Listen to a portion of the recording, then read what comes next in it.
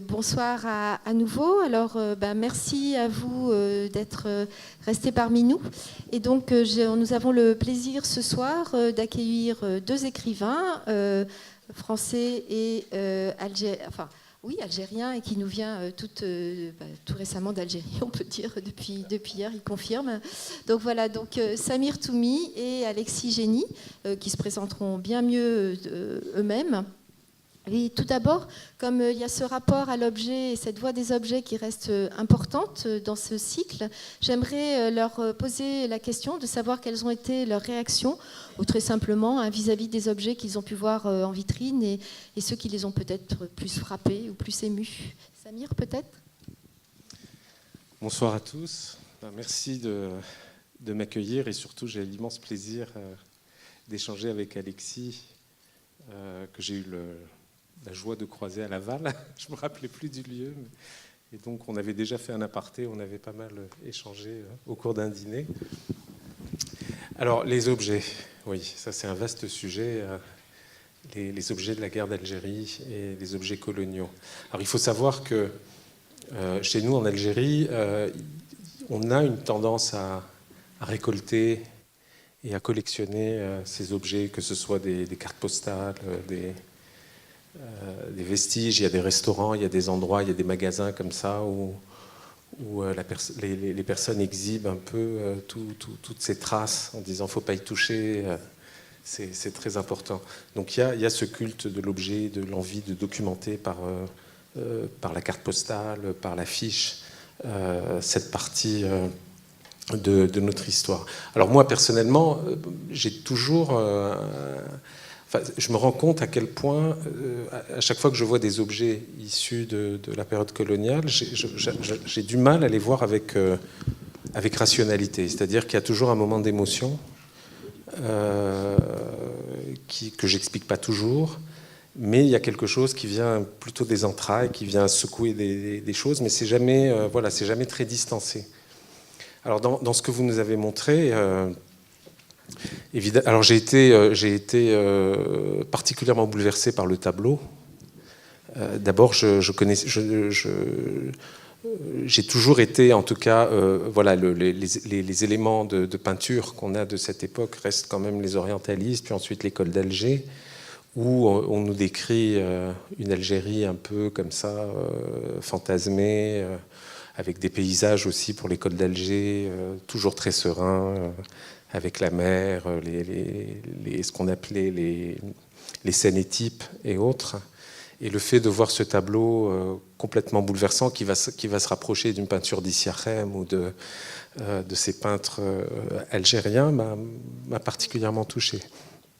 Le deuxième objet qui m'a un peu interpellé, c'est la scène de ce soldat et de cet enfant, avec marqué franco-musulman, parce que je me suis dit, oui, qu'est-ce qu'ils pouvaient mettre d'autre ? Ils ne pouvaient pas mettre franco-algérien. Enfin, je me suis dit, qu'est-ce que ça devait être compliqué de pouvoir mettre un mot, mais cet enfant tout propre sur lui, qui regarde comme ça le soldat français, voilà, ces images de propagande sont quand même assez...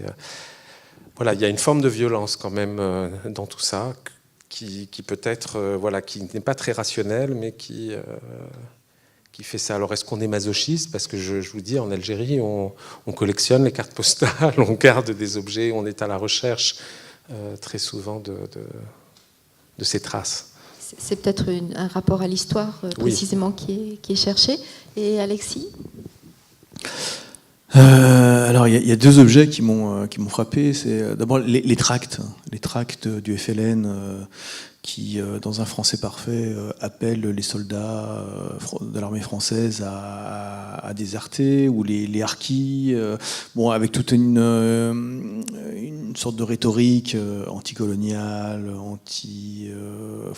tiers-mondiste, etc.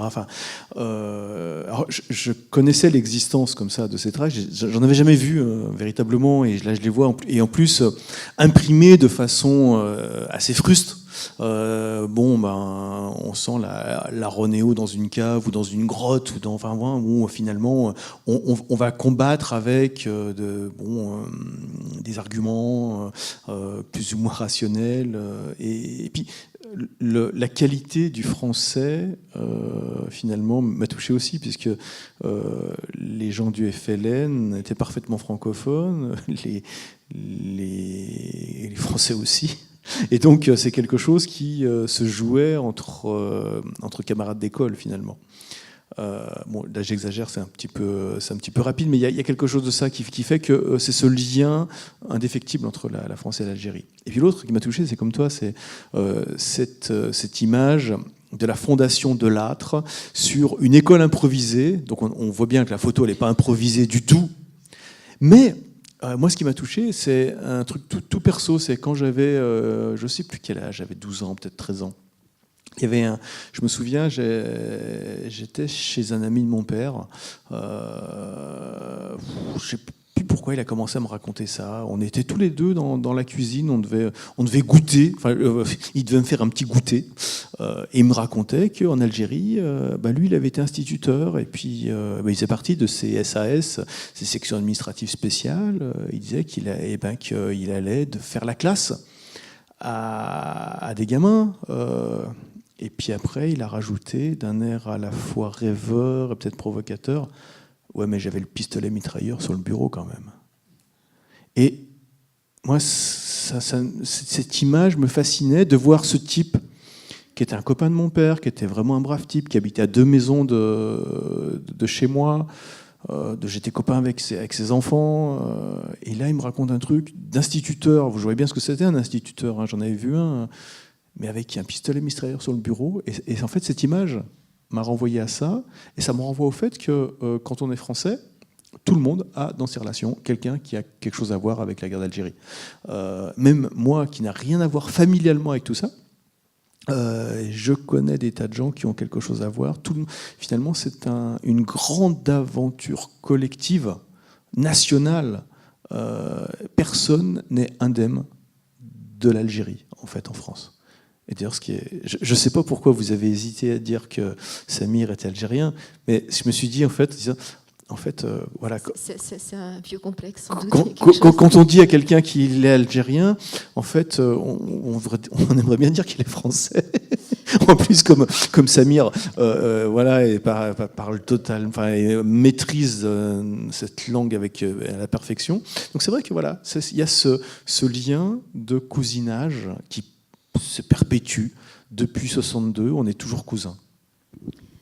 C'est vrai qu'il y a eu un nombre de dénominations et des populations françaises et algériennes en Algérie où les Algériens n'ont pas toujours été les Algériens qu'on croit, etc. Et cette problématique, quand on veut parler de cette histoire de manière simple, est très très compliquée parce qu'on ne sait jamais quel vocable utiliser pour qualifier les gens dont on parle à telle période. Qu'est-ce qu'on doit dire, les Européens, les Algériens, C'est extrêmement, vraiment un casse-tête, et c'est certainement ce vieux casse-tête qui a émergé soudain dans ma... Et encore, ça c'est les mots polis, parce qu'il y a tout un domaine de mots un petit peu violents. Oui, voilà.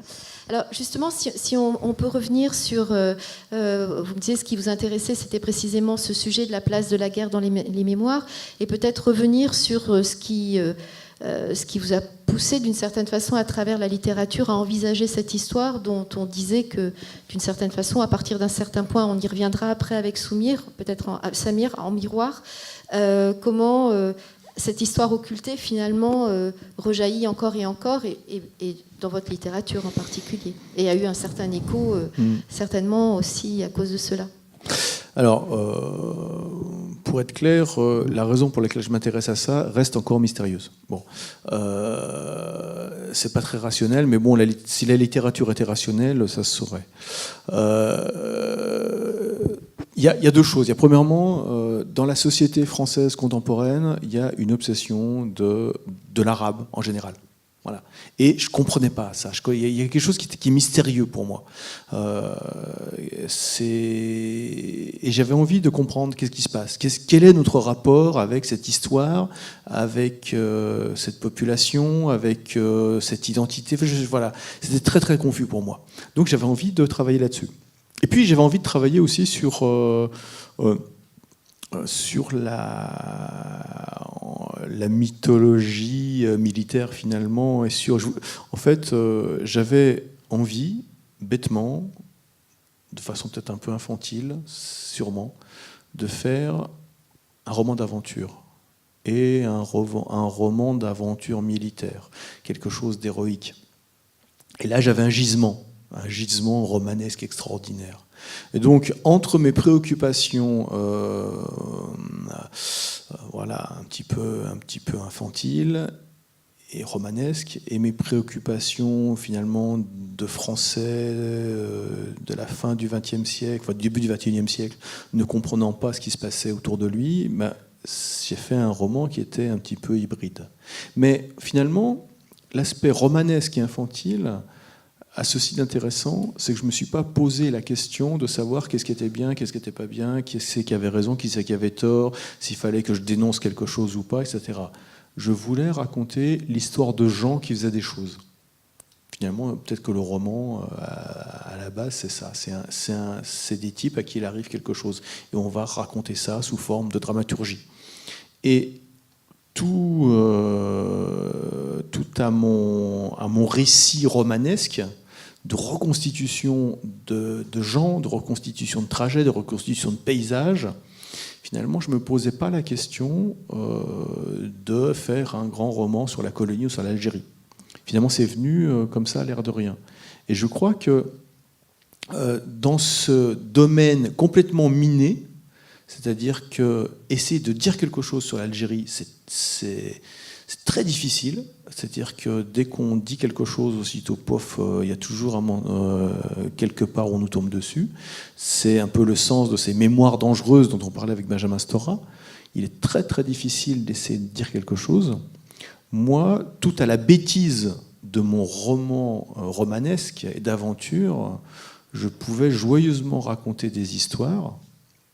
Et du coup, quelque chose se disait presque à mon insu de cette mémoire algérienne. Alors, ce que je vous dis là, c'est... bon, je ne le pensais pas comme ça en le faisant, hein, mais je crois vraiment que dans la littérature, il y a quelque chose qui est un peu inconscient, quelque chose qui est... et que finalement, on peut très bien se donner le droit de jouer avec la littérature. Et du coup, le sérieux, le profond va venir en plus. Si on essaye de dire le profond tout de suite, on risque d'être coincé par ce qu'on en sait ou ce qu'on croit en savoir. C'est-à-dire que je découvrais petit à petit quelque chose de la mémoire française de l'Algérie en écrivant un roman d'aventure. Voilà, je crois beaucoup au roman de genre, le côté ludique finalement de la littérature. Parce que, l'air de rien, on peut raconter quelque chose en faisant semblant de raconter autre chose. Et alors, justement, en incarnant des personnages sérieusement documentés, enfin, vous êtes sérieusement documenté pour ensuite permettre à ces personnages d'exister de manière tout à fait crédible, on va dire. Samir disait précisément que c'était parfois une évocation qui paraissait très réaliste à tel point qu'en Algérie, on pouvait imaginer que cette histoire vous était personnelle, enfin qu'en tout cas quelqu'un vous l'avait raconté dans la famille. Enfin, c'est je crois ce que vous disiez sur la dernière période, en tout cas. Oui, c'est une lectrice en fait, oui, qui m'a demandé à Alexis d'où lui venait cette précision des événements. Voilà, comme si la littérature... Voilà. Je pense qu'il y a une fonction un peu hallucinatoire du roman, c'est-à-dire qu'il y a... Alors, bon, là, j'en rajoute dans l'irrationnel, hein, il y a un côté chamanique du roman. C'est-à-dire qu'à un moment donné, on est tellement plongé dans cette situation-là que... Alors moi, je me documentais avec souvent des éléments bruts, c'est-à-dire des histoires de vie, des témoignages.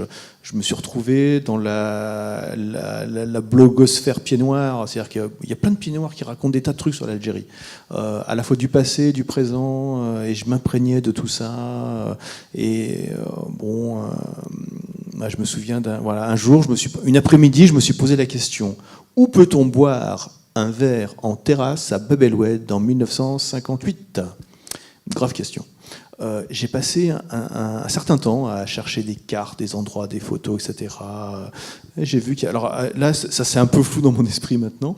J'en ai fait 2-3 lignes dans le livre, presque rien par rapport au boulot que j'ai fait, c'était n'importe quoi. Enfin, mais il y avait quelque chose de l'hallucination.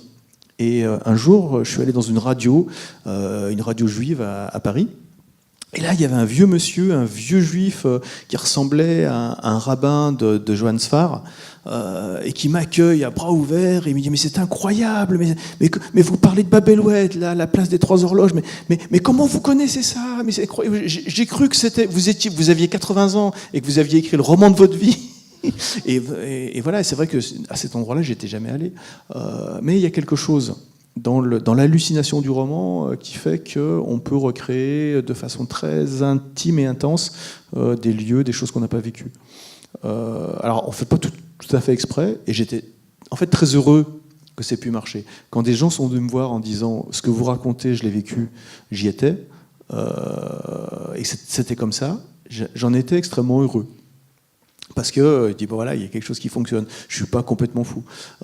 Mais c'est vrai que c'est de la littérature. J'ai essayé de rester à partir d'éléments réels, de détails réels, et j'ai essayé de rester dans une vérité humaine.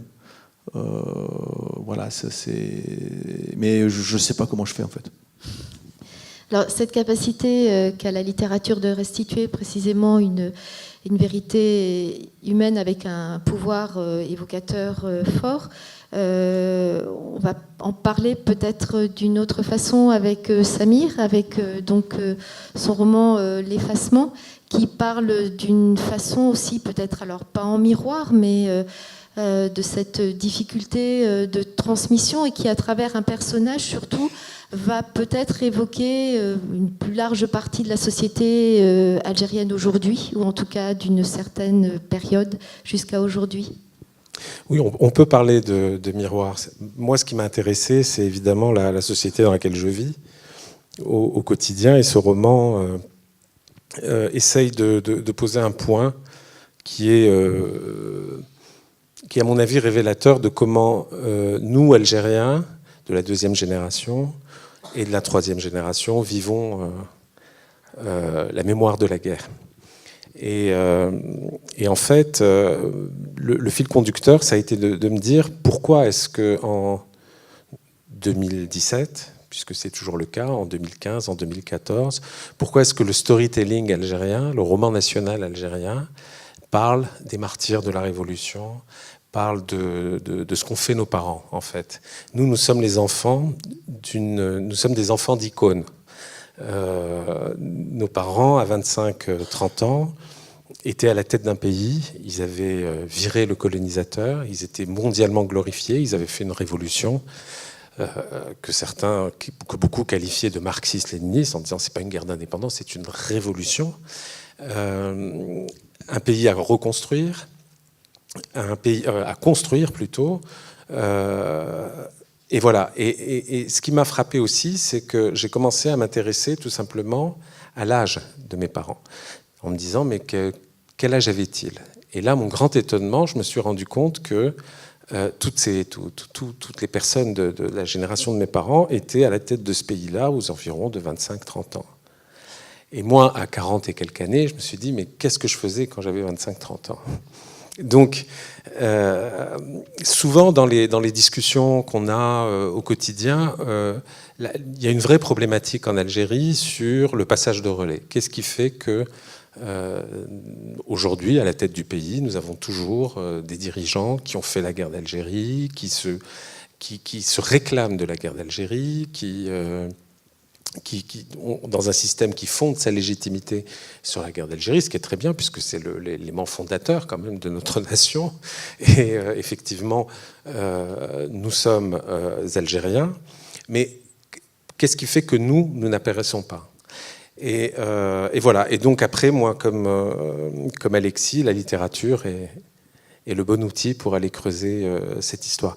Donc moi, mon personnage, c'est un personnage en fait qui est un fils d'eux, ce qu'on appelle chez nous un fils d'eux, qui est le fils d'un immense moudjahid, tout à fait glorieux, flamboyant, voilà, qui a eu des responsabilités très jeune.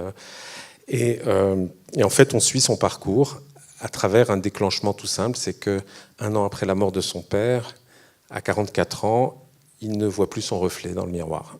Et là, il entame une thérapie pour essayer de comprendre ce qui se passe. Et à travers la trajectoire de ce personnage, c'est aussi l'occasion de raconter un peu, en fait, comment une classe sociale s'est formée très rapidement, comment cette classe sociale s'est très vite déconnectée du reste de la société, comment des privilèges se sont mis en place très vite. Voilà, et effectivement, moi, ce qui m'intéresse, c'est pas tant la guerre d'Algérie, mais c'est plutôt ce que nous sommes, nous, aujourd'hui.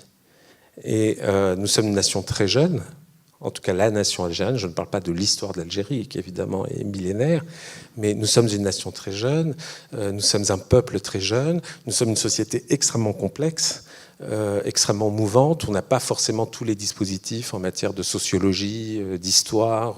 Voilà, on n'a pas d'immenses universités avec des batteries de chercheurs, ce que vous avez la chance d'avoir, qui creusent et qui font les choses. Et je pense que la littérature est un excellent moyen justement de pouvoir aller chercher les ressorts intimes de notre société et de savoir un peu qui nous sommes. Donc je voulais témoigner d'une période de l'Algérie qui était les années 70 et 80, puisque cette personne a mon âge, et témoigner de comment finalement de cette classe sociale on voyait le reste du pays, et comment finalement, très objectivement, il est extrêmement difficile d'exister face à la génération de nos parents.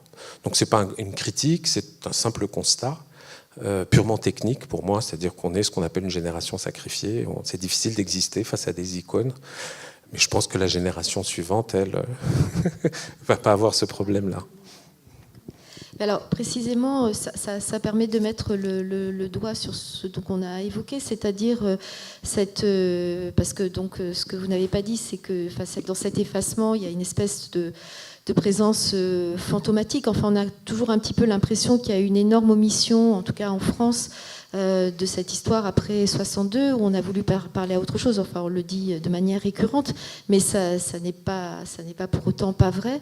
Et que du coup, d'une certaine façon, ce manque d'histoire se traduit autrement dans notre société par une faille, par une lacune qui fait que en Algérie, tout comme en France, si le travail est fait dans les universités de recherche, etc., extrêmement poussé, et en particulier en France, il y a de nombreux chercheurs qui ont considérablement, par l'ouverture des archives, etc., par l'accès aux archives, fait évoluer la connaissance qu'on peut avoir de cette histoire et sur le temps long. Il n'en demeure pas moins que dans le public, et très simplement dans la cité, cette histoire reste méconnue, les mémoires restent désaccordées, elles se sont profondément clivées, en particulier à l'issue de la guerre d'Algérie, avec, on le sait ici, avec le rapatriement, avec les harkis, avec le non-respect dans certaines parties des accords d'Évian. Mais il n'en demeure pas moins que cette histoire qu'on a mise un petit peu sous le tapis demeure, et qu'on a la sensation un peu confuse que si on en savait plus de part et d'autre, peut-être qu'on pourrait un peu plus s'accorder sur les grands thèmes, et que même si on n'a pas forcément la même approche, malgré tout il y a des faits qui sont communs, et que d'une certaine façon ça aiderait la société à mieux se construire. Vous, en tant qu'écrivain, qui donc quand même avait ce rapport, y compris jusque dans vos romans, à l'histoire, qu'est-ce que vous pensez de ce besoin? Est-ce que véritablement est-ce que vous l'avez constaté? Est-ce que c'est pas forcément la raison pour laquelle vous écrivez dessus, mais d'une certaine façon aussi dans les rencontres que vous avez, est-ce qu'il y a un besoin de parole au regard précisément de ce manque, de cette omission qui fait que dès qu'on parle de l'Algérie, on peut, alors même que certains disent « non, ça suffit, on en a marre, on voudrait passer à autre chose », il n'en demeure pas moins que ça continue à susciter un intérêt et une envie de parole. Bon, l'un après l'autre. Alors, c'est vrai qu'il y a quelque chose d'un peu paradoxal, c'est-à-dire on imagine que maintenant, les gens qui ont participé à la guerre, ils vont disparaître, donc c'est fini, on va enfin oublier. Mais en fait, non, il y a quelque chose qui flotte dans notre imaginaire. Alors, j'employais l'image de fantôme, c'est comme si notre imaginaire était hanté. En 62, on a ce qui est extraordinaire, c'est dès la fin de la guerre, on a déclaré une amnistie pour tous les crimes qui auraient pu être faits avant. Et c'est un côté vraiment déni. On a tout mis sous le tapis. Et puis après, les centaines de milliers de types qui ont participé à cette guerre, ils sont rentrés. Et ils sont rentrés dans la France des Yéyés, de Sheila, de Salut les copains, c'était l'orage. Et voilà, terminé, quoi. On est dans la France hexagonale, il ne s'est rien passé. Et toute cette violence qui a eu lieu, on fait comme si elle n'avait pas eu lieu. Il y a nécessité de raconter les choses, nécessité de. Alors, c'est pas une histoire de repentance, c'est pas pour demander pardon, c'est pas pour. Non, c'est juste raconter ce qui s'est passé pour de vrai, véritablement. Et ça, c'est nécessaire, je pense, des deux côtés de la Méditerranée, parce qu'autrement, on reste coincé dans des ressentiments confus, dans des mythes qui débouchent sur rien, des mythes morts, dans des traumatismes qui se poursuivent. Et ce qui est extraordinaire avec le livre qu'on a fait avec Benjamin Stora, donc sur les mémoires dangereuses, alors on a fait quelques rencontres, librairies, salons, machin, etc. Et jamais on n'arrivait à parler du livre. C'est-à-dire que dès qu'il y avait des gens qui se rassemblaient, alors il pouvait y avoir un monde fou. Je me souviens, au Salon du Livre de Bron, vers Lyon, là, il y avait, je sais pas, 500 personnes. Il y avait des gens qui étaient debout autour, tout ça. Bon, on ne pouvait pas dire un mot sur le livre. Les gens racontaient des choses. Et ben, c'est pas grave, hein, c'était super. Moi j'ai entendu des choses, mais incroyables. Des gens qui ressortaient quelque chose. Puis, alors, c'était déclenché par des fois presque rien. Bon, un jour, il y avait j'avais évoqué le fait que cette guerre ne laissait que des souvenirs victimaires. Tout le monde se sentait victime.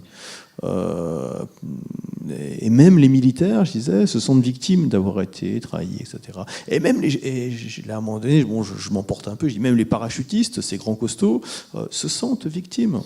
Bon, c'était, voilà, bon, des fois, mais c'était pas méchant ce que je disais, c'était pour dire que vraiment, il n'y a que des souvenirs victimaires. Et là, il y a un type qui me dit, je peux pas vous laisser dire ça, c'est scandaleux, j'ai dit quelque chose qui va pas. Et le type, il avait 70 ans, il faisait 1m90, il était super grand, super costaud. Et là, les larmes aux yeux, il me dit ouais, que lui, il avait été parachutiste, il était appelé parachutiste. Et là, il me raconte que, de toute façon, nous, ce qu'on a fait, le seul truc qu'on a appris, c'est de ne pas se faire tuer. Et de ne pas se faire tuer. Et en fait, il me raconte comme ça, comment il a été embarqué dans cette histoire, comment, voilà, qu'il a vécu des années ultra violentes, qu'il voyait les types tomber autour de lui, que il était dans quelque chose de l'ordre de la survie. Et il me racontait ça, ce monsieur âgé, mais qui avait encore des belles larges épaules, mais avec les larmes aux yeux, comme si ça s'était passé avant-hier. Et moi j'en étais, je m'attendais à pas du tout. Et des histoires comme ça, j'en ai plein. Simplement parce que d'avoir, alors soit avec l'art français de la guerre, donc le roman que j'avais écrit, soit avec les mémoires dangereuses avec Stora, chaque fois qu'il est question de ces livres, pouf, il y a la mémoire qui revient. Mais de façon un peu pensée, réfléchie, rationnelle, tous les gens qui sont dans le milieu éditorial, médiatique, etc., disent non, mais cette histoire-là, il y en a marre de l'Algérie, etc. Enfin bon. Donc, du coup, on ne fait pas trop de bouquins, on ne fait pas trop de films, on ne fait pas trop de télé. On dit que ça va lasser les gens. Et puis dès qu'il y a quelque chose qui apparaît, on voit que les gens sont passionnés de façon violente. Ça leur remonte comme ça, et tous ces fantômes, tous ces ressentiments, tous ces malheurs, tous ces traumatismes, ça remonte d'un coup. C'est irrépressible. C'était très troublant. Et quand ce livre d'Avec Stora, finalement, quand on le présentait, on a appris à nous taire et à écouter les gens qui parlaient. Oui, alors, si je fais un parallèle avec les choses, et je vais profiter de la présence d'Oussama Tapti, qui est plasticien, ici pour essayer de, si tu permets Oussama, je vais honteusement t'utiliser. Ce qu'il faut comprendre, c'est que, enfin moi j'ai le sentiment que par rapport à la guerre d'Algérie, l'Algérie est un pays très jeune, la moyenne d'âge est très faible, 75% de la population a moins de 25 ans. Donc il faut comprendre aussi quel est l'état d'esprit en Algérie. Donc il y a quelque chose qui est du registre de l'acté, c'est-à-dire que nous sommes algériens, nous sommes un pays indépendant, c'est clos. Il y a quelque chose qui est réglé de ce point de vue-là. Juste pour essayer de parler en miroir. Et effectivement, on n'a pas réexploré des choses pas très nettes et pas très, etc. En tout cas, il y a certainement des choses, j'en sais rien, mais en tout cas, c'est pas le propos. Et pourquoi est-ce que je cite Oussama? C'est que Oussama a une installation. Oussama est plasticien, il fait des choses qui sont assez engagées, et donc il a présenté une installation à Alger avec 3 télévisions. Et dans ces 3 télévisions, je crois que ça s'appelle Mir, c'est bien ça ton œuvre, voilà. Les 3 télévisions montrent la lecture officielle de l'histoire en Algérie. Donc la première télé, il y a une Mir. Donc il n'y a rien, une Mir comme une Mir de télé. La deuxième montre des images classiques de la guerre d'Algérie qui tournent un peu en boucle. Et la troisième, c'est une Mir. Voilà. Et pourquoi est-ce que je présente ça? C'est parce que, voilà, donc c'est le message d'Oussama, mais qui est très... D'ailleurs, c'est une œuvre qui était un peu comme une évidence, ou qui a sonné comme une évidence, c'est qu'effectivement, ce qui nous intéresse aujourd'hui, en tout cas c'est le sentiment que j'ai, c'est effectivement les traces et la mémoire, mais plutôt sur ce qu'elle laisse chez nous aujourd'hui, et ce qu'elle... comment dire? Et finalement, comment est-ce qu'on peut... Voilà, on peut continuer à avancer sans être totalement enfermé dans cet acte fondateur de la nation. Mais il s'est passé plein de choses en 60 ans. On a combattu le terrorisme, voilà, il y a des gens qui ont fait des enfants, il y a des écoles qui sont construites, il y a des routes, il y a des... Voilà, donc tout ça procède de... Et puis surtout, on a une histoire avant 1830. Et cette histoire à l'échelle d'un pays et d'une nation, cette histoire-là, elle est fondamentale. Donc voilà, donc pour resituer, il y a des traces, effectivement, mais on est dans quelque chose d'un peu encombrant aujourd'hui, en 2017, sur le fait de... Ce qui ne veut pas dire qu'il ne faut pas chercher, continuer à creuser, c'est le travail des historiens, des écrivains, etc. Mais si je situe mon travail, je vais essayer il va être plus proche de ce qu'a fait Oussama, qui est de dire, moi ce qui m'intéresse, c'est une question toute simple, c'est qu'on est en 2017, et où est ma génération? Voilà. Et finalement, qu'est-ce que je porte? Qu'est-ce qui fait que finalement, je n'ai pas le sentiment d'être totalement fini générationnellement? Et qu'est-ce qui s'est passé du point de vue de la transmission? Donc on est clairement après 62. Par contre, je trouve un parallèle avec le travail d'Alexis, parce que moi, ce qui m'a intéressé, c'est justement, tu t'es pas empêché qu'avec ce... Tu es dans une histoire de transmission. Il y a ce jeune homme un peu perdu qui est censé écrire l'histoire. Donc il y a une transmission. Et il est complètement, lui aussi, dévoré par ce personnage qui peint tellement bien, mais qui en plus lui raconte des horreurs comme toi quand tu étais enfant et que tu as vu la mitraillette face à l'instituteur. Et c'est en fait ce qui arrive à ton personnage. Mais on est dans quelque chose, pareil, de qu'est-ce qui reste qu'est-ce qui va rester à ce jeune homme de la France d'aujourd'hui qui cherche un boulot, qui voilà, il va en faire quoi de cette histoire et quelle est la conséquence à son niveau. Et c'est en ce sens que j'ai trouvé voilà, un parallèle aussi important, parce que tu confrontes 2 générations également dans ton roman. Alors, tout à fait. Alors, c'est vrai que bon, ce qui m'intéressait aussi, c'est aussi la France de... Bon, enfin, par rapport à la France de la guerre, c'était la France des années 2010. C'était toute cette agitation autour de l'identité, autour des problématiques prétendument ethniques. Les banlieues, l'islam, etc. Et avec cette espèce de montée en puissance des Zemmour, Finkelkraut et autres, où finalement il y a une sorte de discours un peu fou sur l'identité, sur ce que c'est qu'être français, ce qui est compatible ou pas avec la France. Et c'est vrai que là on est dans un chaos total. Et essayer de revenir à la transmission, à la mémoire, c'est aussi une façon de faire l'hypothèse que si on range un petit peu le passé à peu près un peu bien, on peut peut-être arriver à comprendre un peu le présent. Voilà, mais c'est vrai que c'est aussi face au chaos intellectuel contemporain, je me pose la question de voilà comment sortir de ça, quoi. Comment arriver à sortir de cette espèce de vacarme où il y a des gens qui finalement en appellent à la guerre civile. un Philippe de Villiers, espèce de chouan paranoïaque là, qui met de l'huile sur le feu tant qu'il peut, et on a l'impression qu'il souhaite la guerre civile. Il va finir par l'avoir à force de conneries. Mais il y a quelque chose là qui est à penser, qui est à réfléchir, mais sur une certaine épaisseur de temps. C'est-à-dire que voilà, on vit dans une épaisseur de temps d'une 50aine d'années. Et c'est vrai que ce qui me fascine, c'est comment les choses se transmettent, comment les choses se représentent, comment les choses s'agissent aussi, agissent dans le présent. Même si je raconte des tas de trucs anciens, ce qui m'intéresse vraiment, c'est ce présent, c'est voilà, ce qui se passe maintenant, et puis ce qui se passera demain.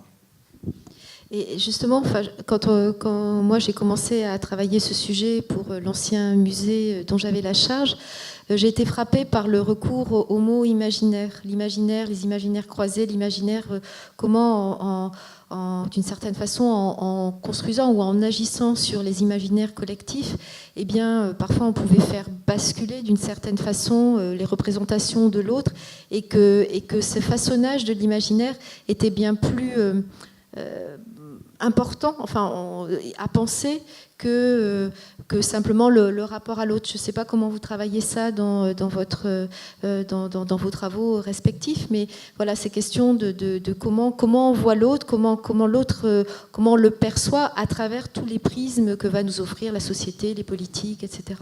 Alors, me concernant, ça va être beaucoup plus simple que pour toi, puisque moi, l'énorme problème de mon personnage, c'est qu'il n'a comme seul horizon son père.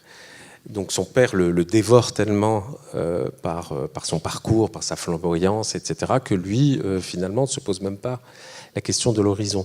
C'est-à-dire que la question du futur dans mon personnage ne se pose même pas, puisque c'est la question de son existence qui se pose. Et derrière ça, effectivement, je pense que oui, il y a une forme d'impasse par rapport au futur, en tout cas vécu par ma génération, qui fait que voilà, on est complètement. Mon personnage est dans la dévoration de ce roman national, de la gloire de ses parents, et donc du coup, son imaginaire c'est limite là-dessus, et d'ailleurs à tel point que justement il s'efface, il n'existe plus parce qu'il est complètement ingurgité par son père. C'est vrai que l'imaginaire est très réel, en tout cas a des effets sur le réel, des effets très puissants sur le réel.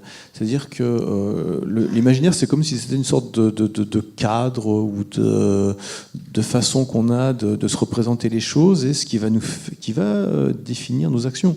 Et je pense que dans ton roman, voilà, la figure imaginaire du Moudjahid, c'est quelque chose de très organisateur, c'est-à-dire que ça a des effets réels dans la vie de tous les jours, alors que c'est une figure complètement construite.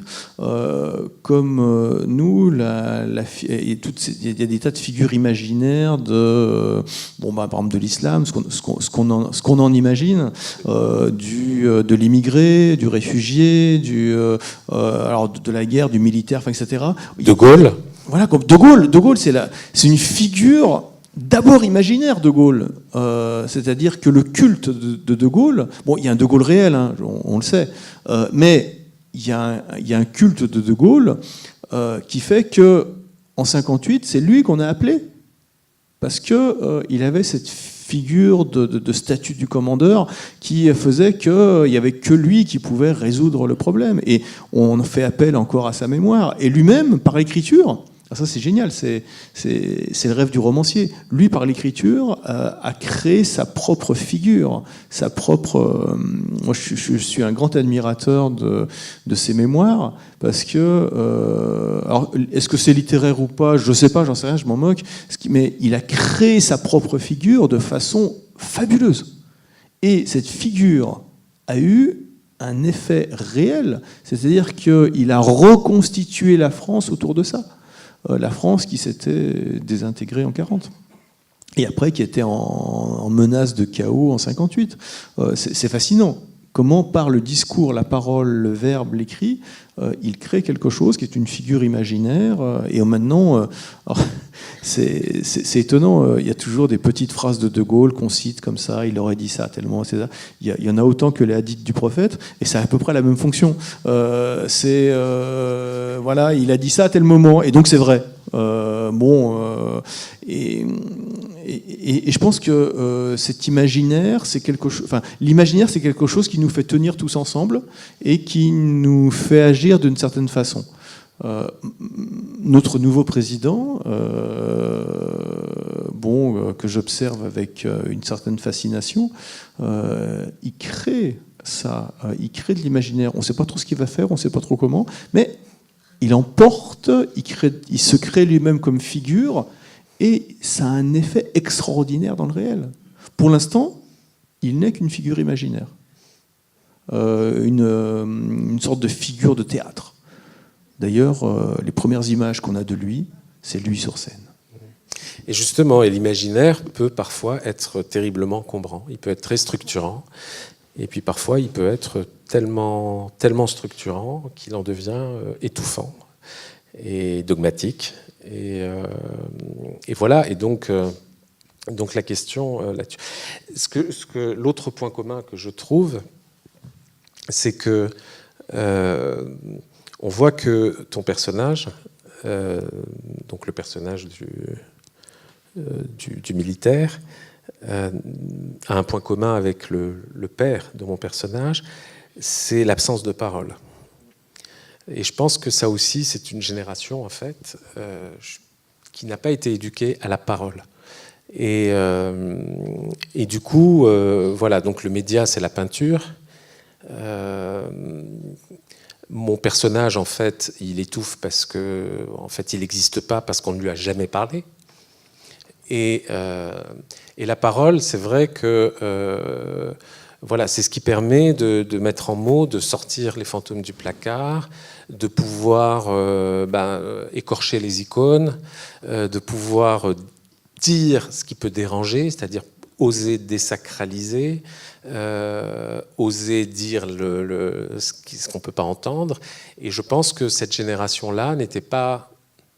Voilà, c'était pas sa fonction, enfin la parole n'était pas quelque chose qu'il maniait avec autant de facilité. Par exemple, en Algérie, je vois comment les rapports père-enfant dans toutes les couches de la société et mère-enfant changent énormément. On voit que le rapport des parents trentenaires n'a absolument rien à voir avec le rapport que que nos parents avaient avec nous. Et on se rend compte de comment le rapport parent-enfant a complètement changé. Et ça, c'est des transformations très très profondes et qui vont conditionner vraiment l'avenir de notre société. Et donc je crois que j'entends souvent des Français me dire mon oncle a été appelé, mon oncle, mais il en parlait jamais. Tout à l'heure avec Oussama, on parlait d'un cas, il me disait moi j'ai un copain à l'école, mais il a fini par me dire mais mon grand-père il nous en parlait jamais. Voilà, donc l'absence de parole dans cette histoire commune, elle est quand même assez puissante. Et je pense des deux côtés. Parce que finalement, quand le personnage du père, le père de mon personnage, finalement, il contrôle la parole. Il raconte son histoire telle que lui l'a vue, l'a vécue, etc. Si bien que c'est des anecdotes et ça devient un disque rayé parce qu'on raconte toujours les mêmes exploits, mais c'est pas ça la parole. Voilà. Donc l'intime, la parole intime dans cette guerre, dans ce qui s'est passé, elle est pas là. Et donc ça crée des fantômes d'un côté et ça crée des envies de se dire bon, on n'est pas que ça, on est tellement plein d'autres choses. Mais justement, quand j'ai participé à l'organisation d'une exposition à Rouen sur l'école en Algérie, l'Algérie à l'école. Si par hasard de Marseille vous allez à Rouen, je vous invite à aller la visiter. Et l'exposition se termine par la parole donnée aux lycéens, donc des petits enfants, soit de militaires, soit de harkis, divers lycéens qui ont volontairement voulu participer et qui très simplement et de manière très sincère sincères, disent cette histoire, on n'en a pas entendu parler, on sent que c'est important et on souhaiterait très simplement avoir les mots aussi pour pouvoir interroger nos grands-pères dont on sent qu'ils auraient envie de nous en parler sans pour autant nous tendre la perche. Et en fait, peut-être nous, si nous avions les quelques éléments nécessaires à pouvoir évoquer cette histoire, on pourrait enfin peut-être aussi libérer la parole. Et c'est peut-être ça en fait. Et sauf que c'est pour ça que ce cycle a été réalisé aussi. C'est très simplement comment, à travers divers sujets, pouvoir retrouver la parole, comme à peu près les séances littéraires, je veux dire, de rencontres entre les auteurs et les lecteurs, qui permettent aussi de libérer la parole et très simplement d'offrir à travers les divers médias dont nous avons la charge, enfin moi en tant que conservatrice du patrimoine, mais ça peut être le livre, les films, etc., redonner simplement cette possibilité d'échange. Sauf que, alors je ne sais pas comment c'est en Algérie, enfin je le sais un petit peu, ici ça reste très compliqué, vous l'avez vu dans les mots, de parler de cette histoire sans avoir immédiatement l'impression de, comme vous le disiez tout à l'heure, de marcher sur un champ miné, et sauf ce soir, mais le Mucem apaise les esprits, avoir simplement les mots pour permettre de dérouler un fil, et c'est en cela que peut-être on pense que l'histoire permet très simplement de ramener toutes les mémoires à un tronc commun. C'est-à-dire qu'on se dit l'histoire, ça paraît être des faits justes, établis, et donc on va pouvoir, à partir de l'histoire, rétablir le contact de la parole. Sauf qu'en France, pour l'instant, on ne s'accorde pas toujours sur l'histoire. On dit, ah oui, mais non, mais ça, c'est pas la véritable histoire, c'est pas comme ça que ça s'est passé, même si les historiens avancent et disent, oui, si, ça, c'est comme ça, que vous le vouliez ou non, mais peut-être que vous n'étiez pas dans la même situation, au même moment, vous avez vécu socialement l'histoire de manière différente. Il n'en demeure pas moins que c'est l'histoire. Mais ça reste quelque chose de difficile à admettre. Alors, je ne sais pas comment... Alors, chez nous, on vit une période un peu iconoclaste. C'est assez marrant. C'est-à-dire que il y a des choses qui émergent comme ça, où on dit à quelqu'un, mais t'as pas été ce qui se faisait jamais, en disant, mais finalement tu dis que tu as été condamné à mort par la France. C'est le cas du patron du FLN aujourd'hui, et les réseaux sociaux s'engouffrent, et du coup on dit, bah non, il a jamais été condamné à mort, c'est pas un condamné à mort, c'est un faux condamné à mort. On ose remettre en question le parcours de certaines icônes de la révolution algérienne, etc. Donc on est dans une période, donc du coup ça crée énormément de polémiques, ça crée énormément de débats. Il y a des gens qui disent pas touche, et d'autres qui disent touche. Donc il y a un débat, voilà, plutôt sur voilà, on touche au sacré ou on touche pas au sacré. Il y a quelque chose de ce registre-là. Ça a commencé avec par exemple le film L'Oranais de Lies Salem, où voilà, il montre des moudjahids en train de se bourrer la gueule, et ça a pas beaucoup plu. Il y a eu des règlements de compte on apprend dans les journaux qu'un grand de la Révolution a des problèmes d'endettement, et qu'il essayait de récupérer du fric à droite à gauche, et donc les journaux sont arrivés. Il y a eu l'histoire Ferial-Furon, dont je vous ai parlé tout à l'heure. Vous pouvez en dire un mot? Je suis pas sûre que... Oui, en fait, Ferial-Furon est issu d'une famille qui s'appelle les Bengana, et qui est issue d'une famille de Bachaga et autres, et qui est une famille qui est restée très discrète sur son passé pendant la colonisation algérienne. Et donc elle sort un livre en hommage à son ancêtre Bouaziz Bengana.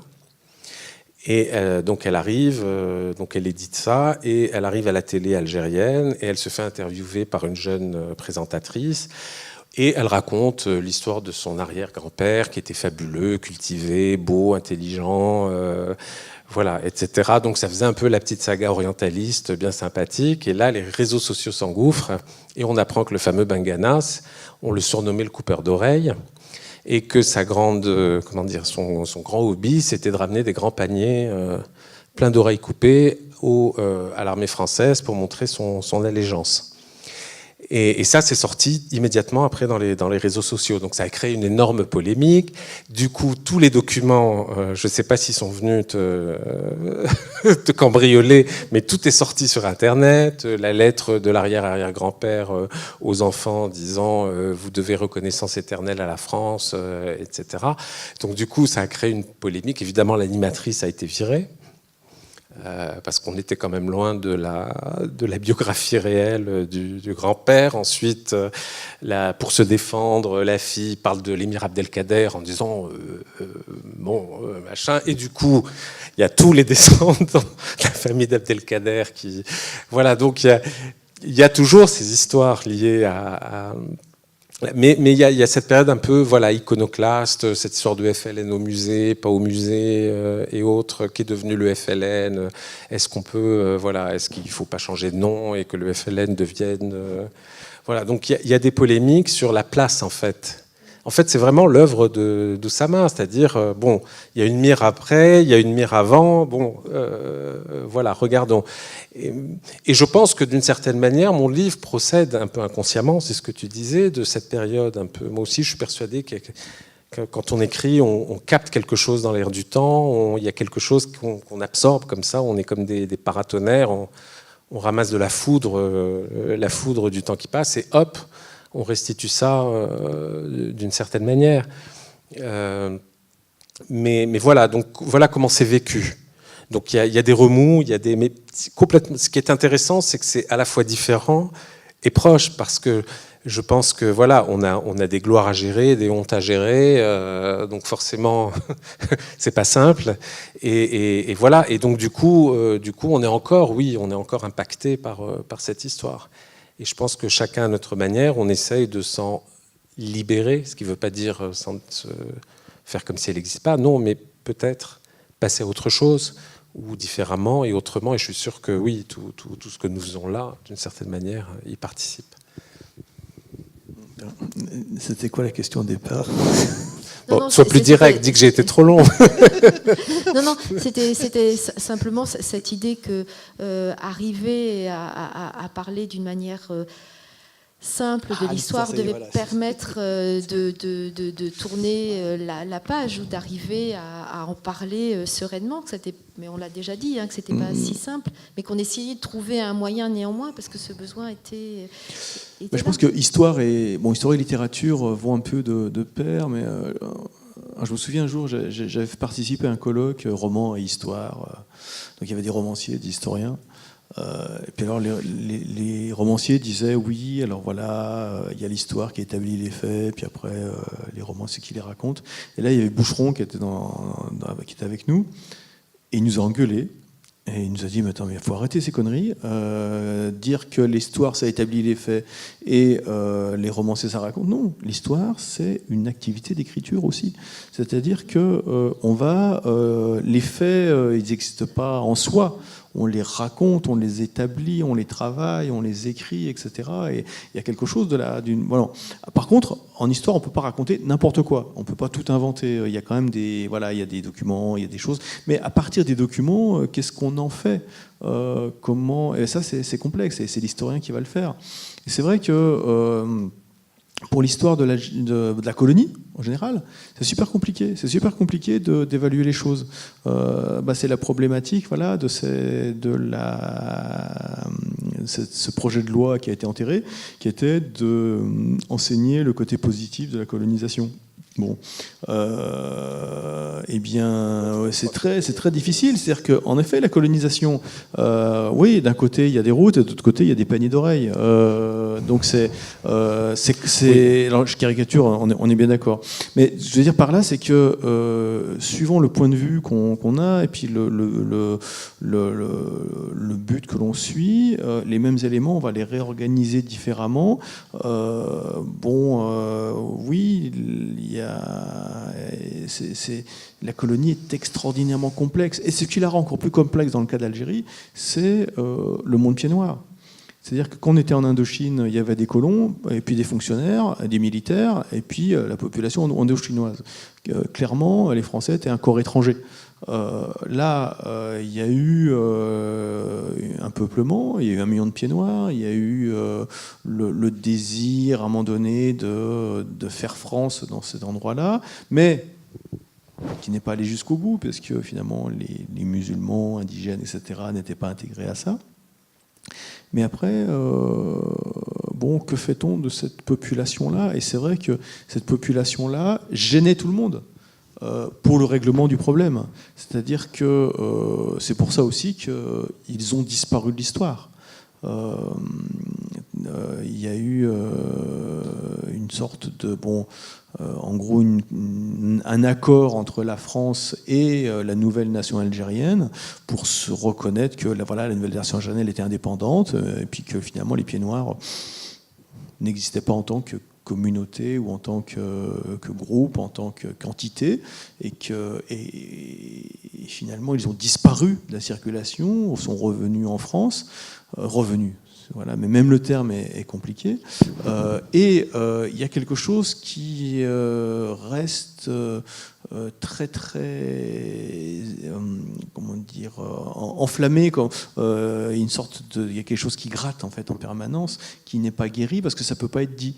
Quand on voit les discours pieds noirs qu'on trouve sur Internet par exemple, il y a toute une web, une partie de la toile qui est pieds noirs et qui raconte des choses énormes, terribles, haineuses. Robert Ménard à Béziers en est la partie émergée.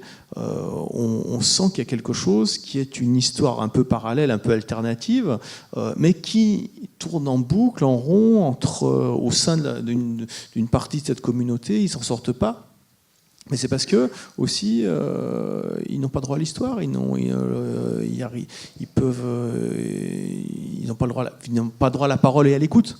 Et finalement, alors je fais ce long détour pour dire que peut-être que, en effet, d'un côté, établir quelque chose d'historique solide, c'est super important, et raconter des choses aussi, c'est extrêmement important, pour que finalement le temps redémarre. Pour que les gens coincés en 62 puissent redémarrer et puissent finalement se projeter vers un avenir. Parce que le problème, on peut dire oui, quand ils seront morts, il n'y aura plus de problème. Alors, moi, j'ai vu des gens qui étaient de ma génération, qui n'étaient pas nés en Algérie, qui étaient de parents pieds noirs. Ils sont complètement habités par ça, c'est-à-dire qu'ils ont l'air tout à fait normaux. Puis à un moment donné, paf, quand il est question de certains trucs, ils partent en vrille.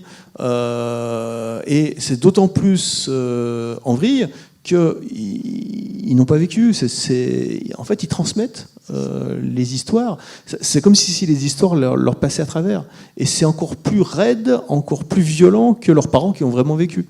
Et ça, c'est quelque chose qui est assez fascinant. Voilà. Et quand on leur dit que peut-être ce qu'ils racontent là, c'est peut-être un petit peu de... Bon, peut-être pas obligatoirement des faits. Alors là, ça peut être violent. Non, mais on a la même chose. Ouais. On a la même chose. D'ailleurs, c'est inquiétant. Mais bon, je me dis que l'histoire et la littérature peuvent faire redémarrer le temps. Sûr. Alors, ce qui est intéressant, c'est quand je pense qu'une des solutions aussi, ce qui m'a toujours frappé, c'est que il y a un imaginaire colonial. Ça, on le sait. Avec un certain nombre de mythes comme la Mitidja, etc., les routes et autres. C'est assez frappant comment, finalement, l'histoire avant 1830, donc on revient à la mire d'Oussama, finalement est assez peu explorée. C'est-à-dire, je pense que ce qui pourrait aussi rendre intéressant les choses, c'est de voir un peu comment la colonie s'est construit aussi un imaginaire. Par exemple, la Mitidja, si tu prends les écrits des naturalistes du XVIIe, XVIIIe, etc., moi j'ai toujours cru que la Mitidja était un désert et que c'est à partir de 1850 et autres qu'on a commencé à cultiver. Et en fait, ce qu'il raconte, c'est que c'est une terre qui était hyper cultivée, qui n'avait pas un millimètre carré, qui n'était pas, et les naturalistes étaient complètement fascinés par me disant mais il y a telle culture, telle chose, tel truc, etc. Donc, je pense que à la fois pour nous Algériens, dans notre histoire, c'est de commencer à se dire ok, nous avons été colonisés en 1830 et nous avons été indépendants en 1900. Mais il y a eu la Régence, il y a eu les Turcs, il y a eu les Berbères, il y a eu les talibis, il y a eu les musulmans. Enfin, il y a eu donc il y a essayer de commencer à réexplorer de manière un peu plus structurée et de se réapproprier notre histoire, mais pas uniquement voilà, cette espèce de focus dont parlait Oussama sur cette période-là, qui fonde la légitimité de la nation algérienne. Mais je pense qu'en 2017, ça doit être résolu, cette histoire. Donc il y a un moment où il faut qu'on aille explorer les tréfonds de notre histoire millénaire et puis commencer à regarder un peu notre avenir. Mais, et du coup, je pense que ça dépassionnerait aussi beaucoup les choses. Et peut-être pour la France aussi, commencer à se dire, OK, l'histoire de l'Algérie et de la France n'a pas commencé avec le fameux coup d'éventail, dont on ne sait même pas ce qui a été. Voilà, donc il y a énormément d'écrits, j'imagine que tu le sais, qui sont précoloniaux et qui parlent de l'Algérie. Oui, tout à fait. Il y avait des relations, il y avait des échanges commerciaux, il y avait. Voilà, mais on connaît très très peu, en tout cas, le public. Ça remonte à François Ier, mais voilà, c'est l'invention de la Méditerranée précède ce rapport. Je pense que ce serait important, justement, qu'on.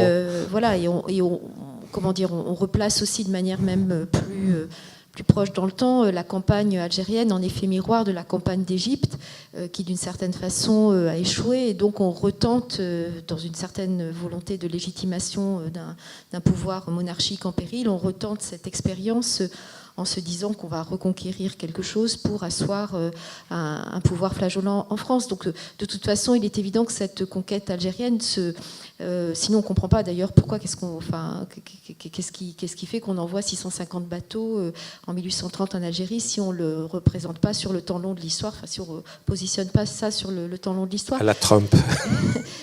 mais de fait, je pense que c'est cette épaisseur historique qui de toute façon aussi fonde le travail des écrivains. C'est précisément ça aussi qui stimule l'imaginaire, je pense. C'est cette épaisseur historique qui fait que dès qu'on commence à parler, on dit oui, non, mais ça on peut l'expliquer. Parce qu'en fait, avant, il s'est passé ça.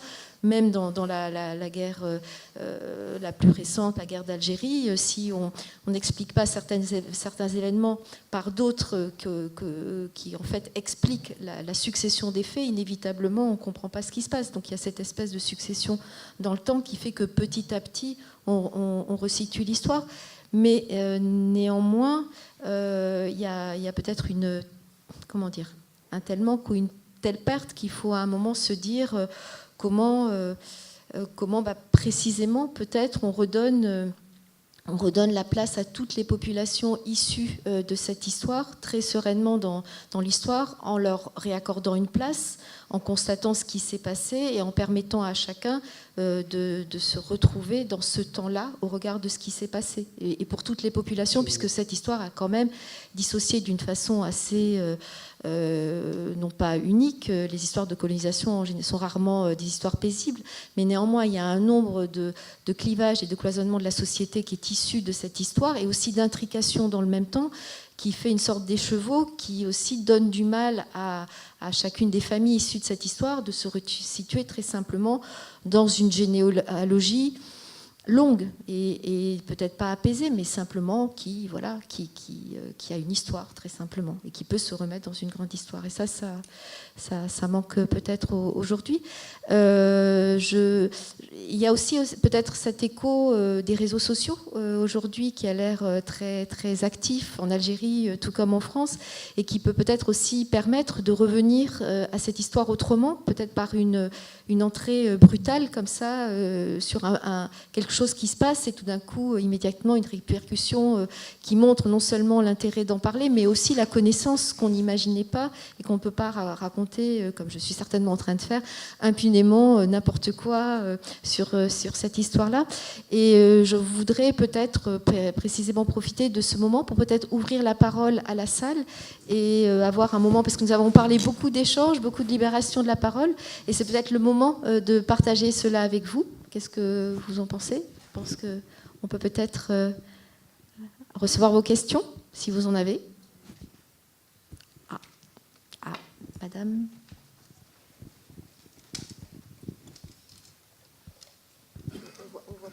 En fait, on voit pas. Non, c'est monsieur.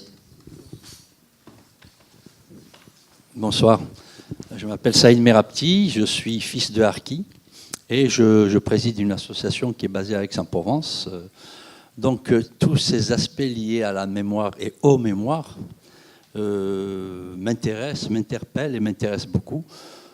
Donc je suis né durant la guerre et on est parti en 62. De ce fait, donc, il y a la mémoire, je dirais, qui n'a pas été vraiment transmise dans la famille, puisque mon père n'a jamais parlé de cette guerre. Et par contre, donc, dans ma quête de savoir que j'ai eue, là, j'ai récolté beaucoup d'informations et j'ai collecté également des interviews de personnes qui ont fait cette guerre, aussi bien donc côté harki que côté algérien, côté FLN.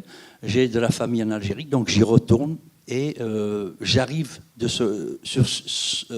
selon donc suite à ces discussions que j'ai avec des membres de ma famille, à recoller les morceaux de cette histoire. Et donc, en quelque sorte, je renoue des liens qui moi, donc, au-delà même de m'apaiser, m'enrichissent énormément. Là, j'ai une petite surprise dans l'exposition que vous avez présentée tout à l'heure, parce que il y a un grand manque dans cette exposition, c'est qu'en fait, on n'a qu'une vision des archives que vous avez montrées. Il n'y a qu'une seule vision, c'est celle donc liée au FLN. Et ça me gêne. Moi, j'aurais préféré, enfin pas préféré, j'aurais aimé qu'il y ait donc, comme l'intitulé Les Mémoires, qu'il y ait donc plusieurs aspects dans les objets que vous avez collectés. Sinon, donc, comme ça a été évoqué, c'est vrai que il y a des gens qui parlent difficilement, mais quand ils arrivent au bout de leur vie, il y en a qui se lâchent. Et là, donc, on apprend des choses énormes. Et je pense que si en France, il y a beaucoup d'avancées sur les recherches, donc comme ça a été dit, donc c'est vrai qu'il y a des archives qui ont été ouvertes. En Algérie, il y a encore beaucoup de choses à faire, et j'espère que ça avancera. Voilà. Donc l'Algérie, donc c'est vrai que les jeunes, c'est un peuple jeune. Moi, j'y vais, donc je suis originaire de Kabylie, donc je parle toujours ma langue, ce qui fait que bon, ben, je suis comme un poisson dans l'eau quand je suis sur place. Et donc voilà, les jeunes ont dépassé tout ça. Et il y a, je dirais, pousser plus loin, il y a des gens, je suis de Tixirt pour bien me situer, il y a des gens qui ont à peu près 70 ans, 65 ans, qui tiennent des commerces à Tixirt et qui me disent pourquoi la France est partie. Alors c'est incroyable parce que c'est... Je ne sais pas, donc je laisse à chacun l'interpréter, mais pour moi, c'est comme... cette génération-là, donc il y a quelque chose qui ne va pas dans ses repères par rapport à la mémoire et dans cette indépendance qu'elle vit et qu'elle a vécue et qu'elle vit encore. Quoi. Voilà. Simplement pour préciser, je rappelle que la vitrine c'est une vitrine minuscule, comme je le disais, au regard de cette histoire et au regard des collections qui peuvent être attachées à cette histoire, non seulement dans les archives publiques, mais aussi dans les archives familiales.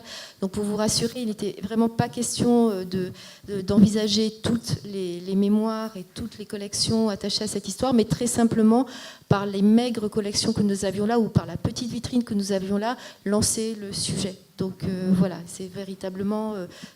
voilà. Après, répondre...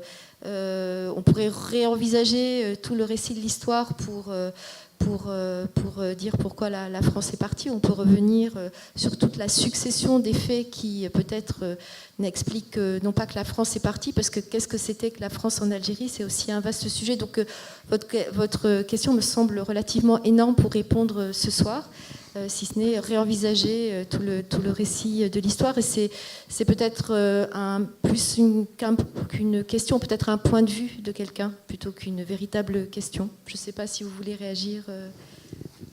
Non, oui, pourquoi la France est partie, pourquoi le califat est parti, pourquoi Boumedienne est mort, oui, on entend ça. Le problème, c'est que souvent, le gars, il va dire tout et son contraire. La vraie question, c'est qu'est-ce que ça représente et qu'est-ce que ça veut dire. Non, je pense très sincèrement que,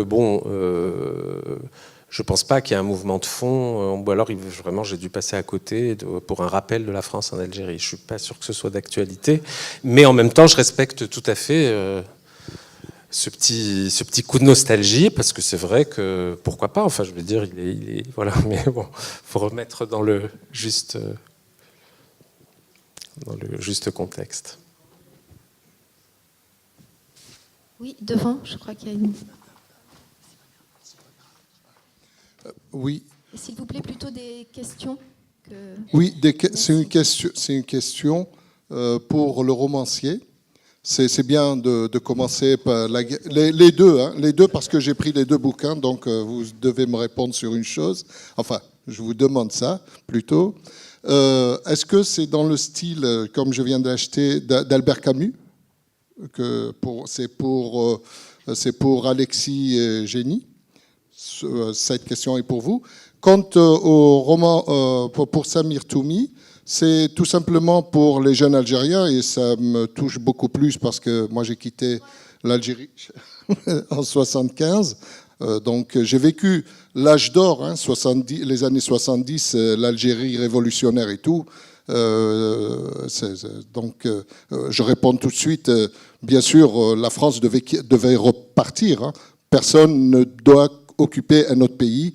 On doit tous vivre en bonne intelligence, en bon échange, et pourquoi nous sommes là, nous aussi, ainsi de suite. C'est toute une histoire et c'est compliqué. Alors juste, est-ce que c'est dans le style roman Albert Camus? Non. Très bien. Non.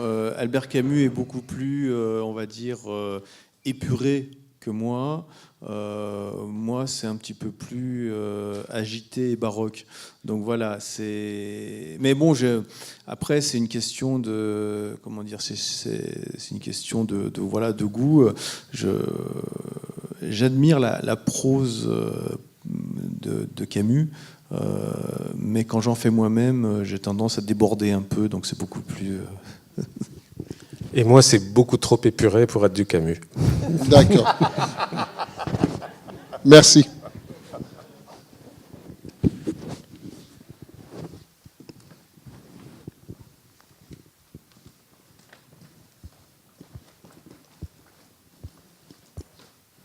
Merci.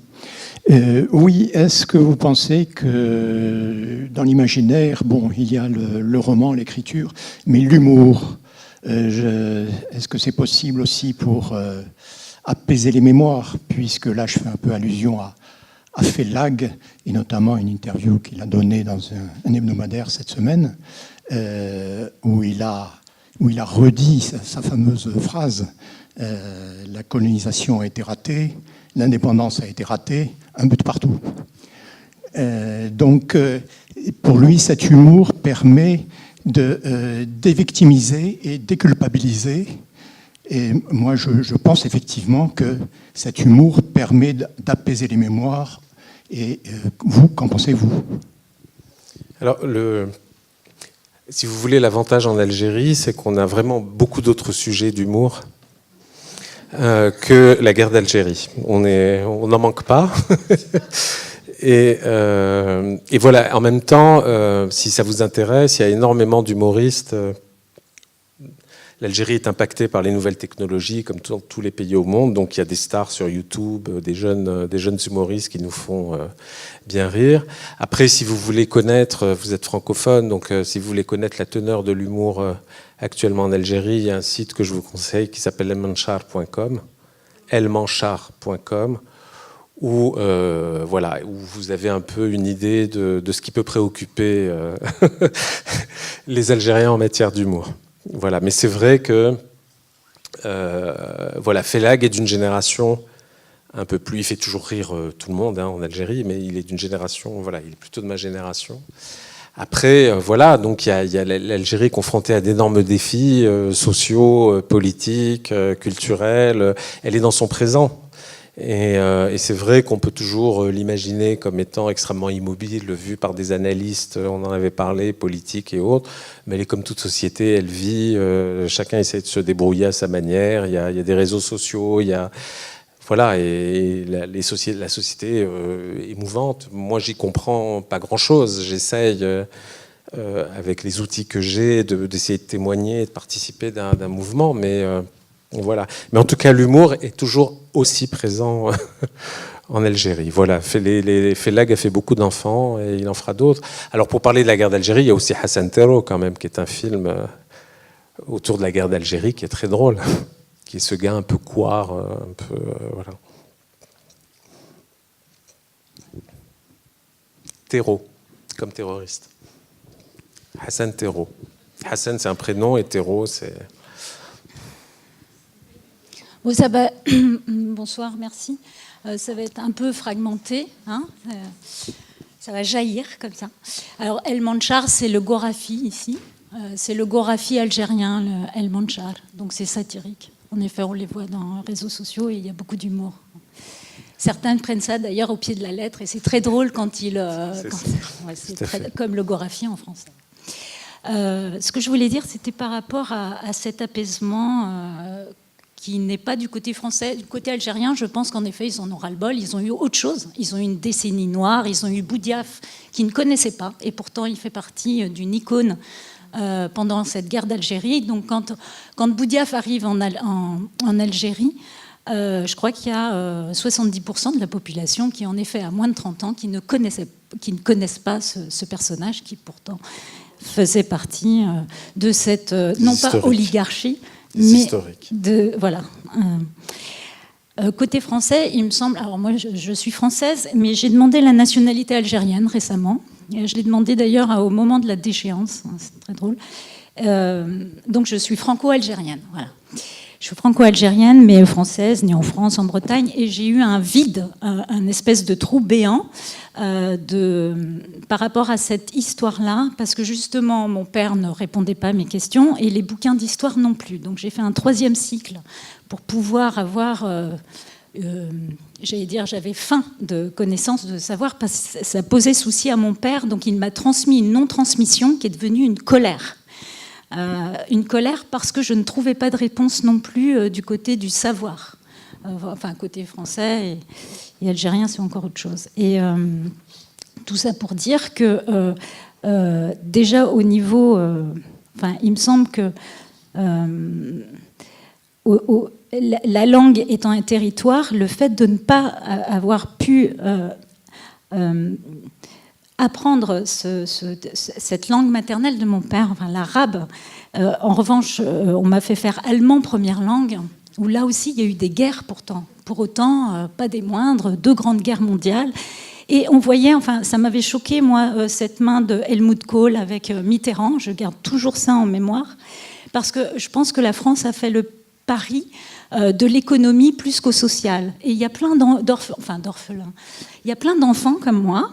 Alors, ils ne vont pas forcément exploser, enfin, ils explosent en peinture, en littérature, d'un point de vue artistique. Certains sont assez terroristes dans ce médium-là. Mais alors, ma question, il n'y en a pas véritablement, si ce n'est que l'historiographie, la manière dont on raconte les histoires, d'ailleurs, vous l'avez dit tout à l'heure, Alexis Génie, que ces enfants de pieds noirs, en effet, Algérie au pluriel, hein, on a tous ça en commun, et peu importe notre voix, enfin, X, E, et toutes les écritures possibles, droite, gauche, extrême, bref, on s'en fiche, mais il n'empêche que c'est éminemment politique, en effet, et l'historiographie, comment on raconte l'histoire et comment on ne la raconte pas, c'est terrible, et des fruits comme moi, je suis le fruit de cette histoire, puisque ma mère est française bretonne et mon père est algérien berbère. Et donc j'avais, comme on disait, le cul entre 2 chaises, ce qui est très bien comme intranquillité, parce que on est obligé de réfléchir systématiquement pour garder l'équilibre, et on ne veut pas condamner ni la France, qui est la mère, ni l'Algérie, qui est le père. Et souvent en Algérie, on me disait Enti Arbia ou Romia, tout le temps, et tu préfères ta mère ou ton père? Enfin, il fallait que je fasse le choix, et j'ai fait le choix de ne pas en faire, mais c'était très compliqué de prendre le parti de non pas ou, mais de et de faire alliance avec des choses où il n'y a pas d'apaisement, de faire alliance avec des territoires qui encore, alors qu'ils sont très très proches, et certainement beaucoup plus proches qu'avec l'Allemagne. Voilà. Enfin, il n'y a pas de question véritablement, si ce n'est que l'historiographie est capitale. Comment on raconte les histoires, Et tout ça est politique. Voilà, tout ça pour dire que c'est politique. Et voilà, s'il n'y a pas d'apaisement, c'est parce que ça n'est pas intéressant pour les politiques. Point barre, quoi, il me semble. Je souscris. Merci en tout cas, parce que je crois que tout le monde vous a écouté avec beaucoup d'attention, bien qu'il n'y ait pas de questions. Et je crois que vous avez résumé certainement à travers votre émotion un sentiment assez généralement partagé autour de l'Algérie, d'où que ça vienne. Merci, c'était juste un témoignage en fait. C'est bien.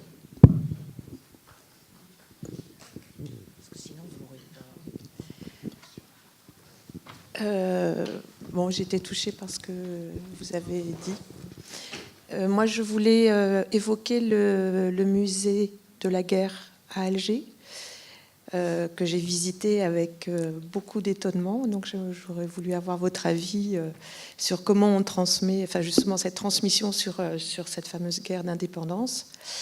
Et puis, je voulais aussi évoquer, vous aviez dit, Monsieur Génie, tout à l'heure, que les pieds noirs avaient été obligés de partir, ce qui n'est pas forcément le cas, puisqu'il me semble que dans les accords d'Évian, il y avait la possibilité à ce que les Européens deviennent algériens et restent. Par contre, bon, il y a les événements, l'OAS, enfin énormément de choses qui ont fait que beaucoup sont partis, mais il y en a qui sont restés, et puis la reconstruction a eu lieu aussi un petit peu avec eux, bon, avec aussi les pieds rouges, etc. Mais souvent, on a occulté. Ça aussi, c'est quelque chose qu'on a occulté. Coopération aussi, les accords de coopération et les coopérants. Voilà, ce qu'on a appelé à un moment les pieds rouges, il me semble. Enfin, c'était pas que pieds rouges. Mais... Oui, enfin bon, entre autres. Et dernière chose, on a aussi parlé des enfants de pieds noirs. Et effectivement, il y a plusieurs BD ou plusieurs romans qui sont témoignages qui sont sortis récemment d'enfants qui reviennent sur les traces, enfin qui viennent du coup sur les traces de leur famille dans différentes villes, et c'est assez éclairant aussi, quoi. Voilà, alors c'est aussi le musée de la guerre qui m'aurait intéressé. Merci. C'est marrant parce qu'on en parlait il y a une demi-heure avec Oussama. Le musée de la guerre. Alors, c'est un musée historique et politique. Je reprends les propos de ce qui se passe. Alors moi, je vais vous donner un point de vue très personnel. J'ai dit à Oussama, je lui ai dit, tu as vu le musée de la guerre à Alger? Il me dit, oui, mais j'y étais quand on m'a emmené à l'école. Donc il était écolier à Alger, on l'a emmené au musée de la guerre. Donc il n'est pas resté grand-chose. Et moi, je lui ai dit, écoute, ça vaut le coup d'aller voir, parce qu'il y a des peintures de Mokrani qui sont bouleversantes. Parce que Mokrani est un peintre bouleversant. C'est un peintre qui est décédé, mais qui devrait avoir aujourd'hui à peu près 50 et quelques années. Voilà.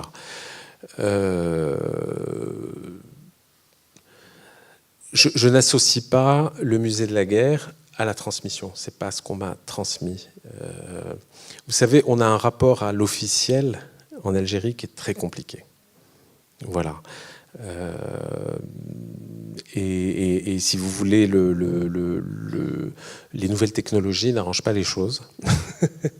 puisque moi je considère qu'on a un ministre de la Culture et on a Facebook qui est notre ministre de la Culture. On a un ministre de la Santé, mais on a Facebook qui est notre ministre de la Santé, et ainsi de suite. Donc j'ai été au musée de la guerre, j'aurais très bien pu ne pas y aller du tout. Il y a énormément de monde qui n'y ont pas été parce que la transmission ne se joue pas à ce niveau-là. Voilà, il y a quand même... On fait vraiment le distinguo entre le discours officiel et le discours non officiel. Donc la transmission se fait beaucoup par les livres, par les films, par ce que nous racontent nos parents, par ce qu'ils veulent bien nous raconter, par les polémiques, Alors l'école, oui, mais il y a l'école, il y a l'histoire officielle, mais il y a toujours l'histoire à côté. Je pense qu'on s'est énormément nourri, justement, plus par justement. Je reviens encore à l'histoire de l'Amir, c'est-à-dire que Oussama, toi, tu as 29 ans. Voilà, donc ça donne à peu près l'âge. Donc il y a cette espèce de dichotomie entre ce qu'on peut obtenir officiellement de l'histoire, et après il y a de belles choses qui se font. J'ai été bouleversé lorsque une clinique des Grands Brûlés a été nommée Pierre et Claudine Chollet dernièrement, en hommage à... Alors voilà, donc il y a quand même voilà, il y a j'allais dire, il y a le minimum vital quand même qui se fait en termes de reconnaissance et de choses comme ça. Après, voilà, le musée de la guerre, c'est le truc qu'on emmène les écoliers, c'est tout à fait normal, il faut un musée de la guerre, ils y vont, ils y retiennent ce qu'ils peuvent retenir, ça dépendra du prof et de la manière dont il leur a présenté les choses. Moi, je vous avoue personnellement que ça m'a quand même touché, bouleversé de voir cet endroit. J'étais plus âgé que lui, j'avais quoi, j'avais la trentaine, j'y suis retourné en 2005 ou en 2006 pour revoir les peintures de Mokrani qui m'avaient déjà marqué. Voilà, donc je l'associe beaucoup à Mokrani. Merci, je crois qu'il y avait quelqu'un là, deux. Comme il est de question de mémoire, moi je voulais plutôt poser la question très liée, qui est celle de l'oubli, parce qu'en vous entendant parler d'occultation et puis de guerre fratricide, en fait, quand vous avez parlé des camarades d'école qui s'affrontent, moi ça m'a évoqué pour nous, enfin, du côté français, les guerres de religion. Et en fait, l'édit de Nantes, les deux premiers articles en fait posent la règle de l'oubli, la nécessité d'oublier les atrocités, les guerres, les affrontements, etc. Et voilà, je voulais vous demander ce que vous pensez de la fonction et de la place de l'oubli dans la littérature et puis dans les sociétés, sachant que en France, au début du XVIIe siècle, juste après l'édit de Nantes, le thème de l'oubli est un thème central de la littérature, notamment au théâtre. Dans tout le théâtre baroque, la question de l'oubli, du pardon, est la question fondamentale qui est au cœur de la création littéraire. Voilà, parce qu'en fait, si on ne reconnaît pas peut-être cette importance aussi politique et littéraire de l'oubli, il y a un autre archétype pour moi du rapport, enfin, de la suite de la guerre, c'est si on continue à nommer l'ennemi. Vous savez que selon Carl Schmitt ou ce genre de théoriciens, c'est ce qui permet de faire l'unité de la nation. Je ne sais pas si c'est ce qui a permis à l'État algérien de s'affirmer dans la reconnaissance de l'ancien colonisateur, mais c'est une situation complètement opposée, mais qui n'est pas forcément plus féconde ou fructueuse. Ouais, alors l'oubli, c'est une bien belle chose, mais il me semble qu'on peut oublier les choses une fois qu'on les sait. C'est un peu paradoxal, mais si on décrète l'oubli par le silence, eh bien, ça engendre des monstres, des sortes de faux souvenirs, de ressentiments, etc. On pourrait oublier une fois que les choses auront été dites, mais sans repentance, ni accusation, ni quoi que ce soit. Et ça, je pense que c'est essentiel. Un oubli sain passe par l'établissement des faits. Et on parlait tout à l'heure du processus qui a eu lieu en Afrique du Sud, où Desmond Tutu, qui était évêque anglican, avait créé une commission vérité et réconciliation. C'est-à-dire qu'on peut se réconcilier à partir du moment où on a raconté, au moment donné où on a établi la vérité. Et il y avait ces séances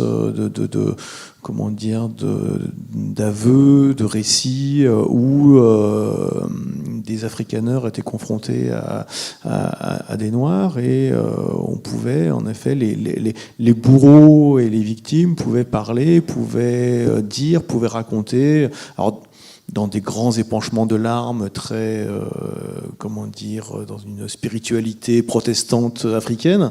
Mais, n'empêche, le résultat est que l'Afrique du Sud a été qui sortait d'une situation finalement de type colonial. Et elle a vécu des années très difficiles, mais elle n'a pas explosé. Alors que la Rhodésie à côté s'est complètement désintégrée. Peut-être qu'il faut ce genre de procédure, c'est-à-dire que les choses soient dites et après on peut pardonner et oublier. L'oubli tout court, il y a des choses qui circulent dans les imaginaires en dépit de nos efforts. Et il faudrait faire une différenciation entre la simple occultation, le déni, et puis l'oubli. Peut-être que l'oubli, ça serait quelque chose de positif, mais qui est après un processus. On ne peut pas oublier tout de suite. Il faut d'abord se souvenir, après on oublie. Moi, je considère que si on parle d'histoire, on ne peut pas parler d'oubli. Je veux dire, l'oubli, après, c'est une décision politique. Là, je reviens à ce qui est dit, c'est-à-dire qu'on décide une commission vérité-réconciliation, on décide la réconciliation nationale en Algérie, qui a été un moyen politique d'essayer de régler le problème du terrorisme en Algérie. Voilà, on prend la décision de... Mais pour moi, la littérature, l'histoire, c'est justement pour lutter contre l'oubli, pour qu'on n'oublie pas. Après, effectivement, la question de l'oubli, elle se pose au niveau individuel ou collectif individuel, parce que si on oublie avant même d'avoir nommé les choses et nommé notre histoire, qu'est-ce qu'on est ? Si on est le fruit de l'oubli, on est mon personnage, on est un corps qui crie, un corps qui hurle, on est de la violence, on est de la haine, on n'est pas formé, on n'est pas constitué. Et une société ne peut pas se construire si on décrète l'oubli. Peu importe par quel processus on passe, mais justement, ce qui fait une nation, ce qui fait un peuple, c'est le fait qu'il n'oublie pas. Et du coup, se pose la problématique de la transmission et de comment elle se fait et autres. Donc l'oubli dont vous parlez, c'est un oubli soit fantasmé, soit politique. Après, pour la littérature, l'oubli, c'est fabuleux. Parce que les gens qui oublient, c'est extraordinaire, parce que justement, on parle des fantômes dans le placard, c'est des ressorts extraordinaires pour explorer des vies individuelles ou collectives. Et je pense que chacun à notre manière, c'est ce qu'on a essayé de faire. Voilà. Je crois que, écoutez, merci beaucoup. Je crois qu'on va être obligé d'arrêter cette discussion et ces échanges passionnants. Si vous avez encore des micro-questions, je vous suggère de les... Alors, très très rapidement, parce qu'il y a une deuxième partie, la dernière partie, qui est celle du concert, et que je vais vous inviter à rejoindre maintenant. Très vite, s'il vous plaît. Une question probablement énorme. Non, je suis belge, donc je suis autrement concernée par tout ce que j'entends, mais je connais assez bien l'histoire israélo-palestinienne et je me demandais si on pouvait comparer l'occupation israélienne de la Palestine à l'occupation française de l'Algérie. Et l'autre question, donc, les chuchotements me disent que c'est une question à ne pas poser ou à ne pas... Je ne sais pas. Désolée, mais je suis autrement concernée. Voilà. Et en même temps, je vois que là, il y a par exemple des gens, des artistes qui essayent de créer des archives communes. Et je me demandais s'il y avait des essais d'écrire l'histoire commune, en commun, ensemble, ou de créer des musées ensemble, ou s'il y avait des archives reconnues comme communs. Voilà. Alors, l'énorme question. Oui, on va terminer l'autre question et après on est vraiment obligé de continuer la soirée. Alors, je vais la faire le plus brièvement possible. Je suis français, fils de français. Avec ce sont des choses qui arrivent. Nul n'est pas. Pas grave. Mais ça me paraît pas être un mal non plus. Hein. Avec pour seul lien, mais il compte avec la colonisation d'Algérie, d'avoir deux oncles, un de chaque côté, qui ont fait cette guerre. L'un que j'ai pas connu parce qu'il est mort quelques années après, l'autre qui était déjà le mutique de la famille et qui est rentré... il était taiseux, il est rentré complètement mutique en ayant perdu 20 kilos en quelques mois après. il y a quelques années, une quinzaine d'années, je me retrouve en Algérie pour quelques jours pour du travail. À Oran, je profite d'un jour off, je me balade et je vois une plaque sur laquelle il est écrit 1954, 1962. Donc les chiffres arabes, je les lis, pas les lettres, je demande ce qui est écrit.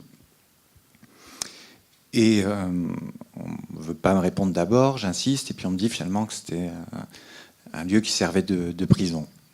Donc je comprends, prison signifie en fait torture.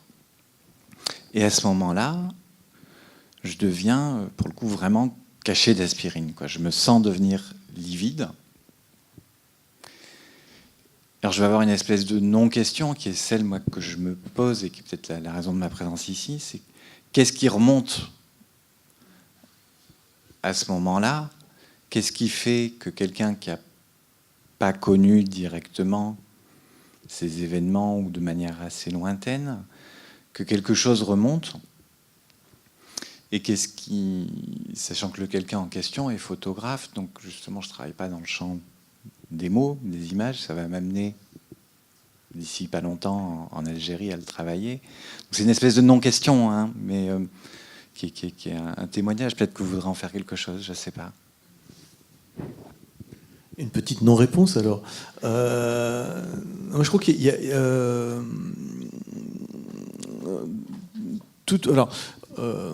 toute personne en France est d'une façon ou d'une autre imprégnée silencieusement de tous ces événements. On en a tous, on a tous quelque chose dans notre imaginaire, dans nos représentations. Voilà, ça.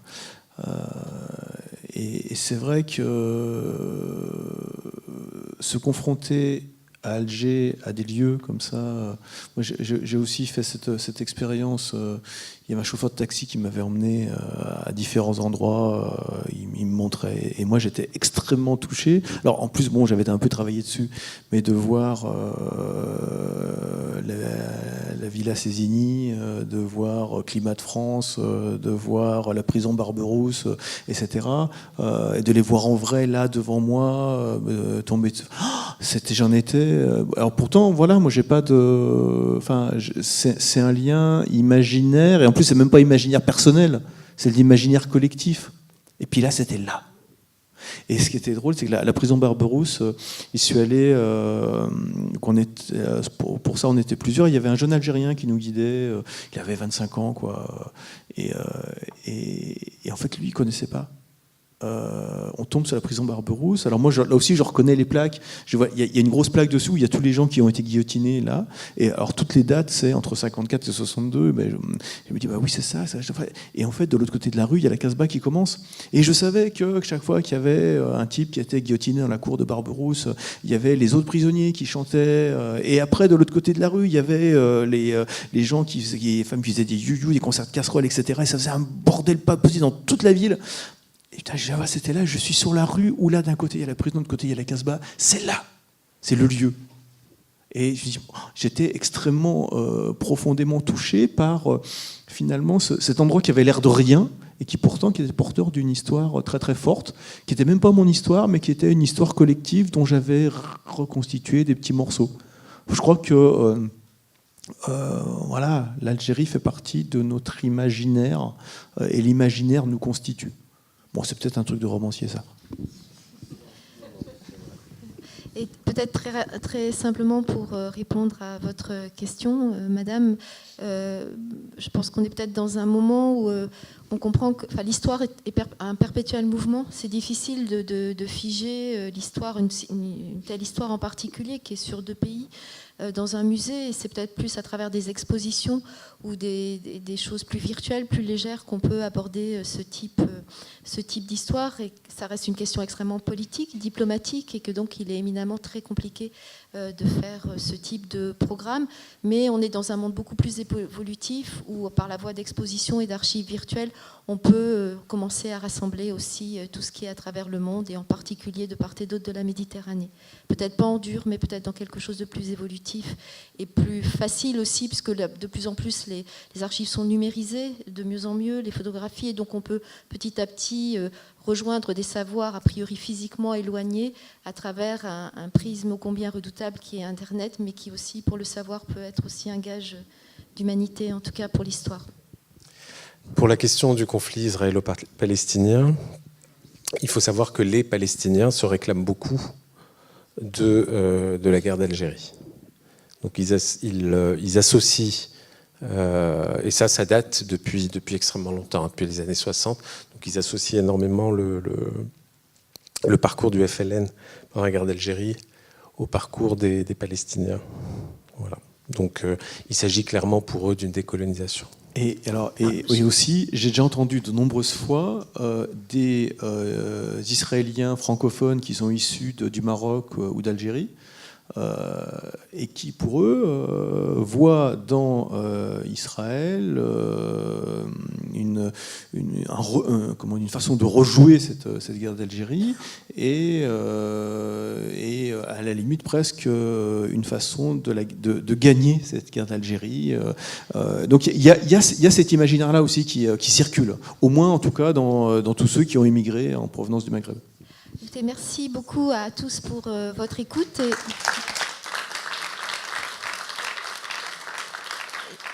Merci. Et je vous convie donc à la dernière partie de la soirée.